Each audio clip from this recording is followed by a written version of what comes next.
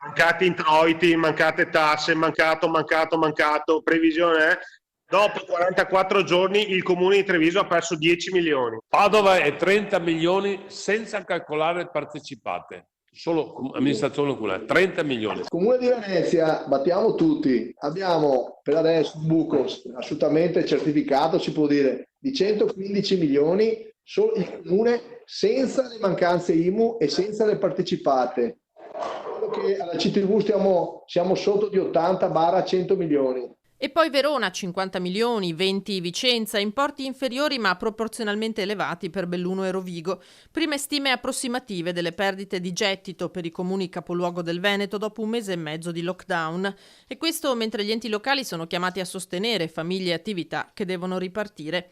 Sindaci virtualmente riuniti in videoconferenza per presentare il documento che nelle prossime ore sarà inviato al governo, con 19 richieste e del quale il relatore è stato proprio Conte, in veste anche di presidente dell'ANCI. Abbiamo raccolto le istanze dei nostri territori, li abbiamo messi neri su bianco e li poniamo al nostro governo. Quindi con uno spirito assolutamente costruttivo portiamo delle proposte che parlano di accertamento convenzionale dell'IMUS, anticipazione della liquidità, esclusione della TASI e della TARIP, esclusione dell'imposta della pubblicità e così via. Tante proposte, 19, molto tecniche, che però vogliono essere un contributo attivo alla ripartenza della nostra regione, dei nostri territori, delle nostre comunità. Il governo ha destinato ai comuni oltre 3 miliardi di euro per ripianare le mancate entrate, ma va considerato solo un primo passo, dice Conte. Dovrebbero liberarci dal patto di stabilità,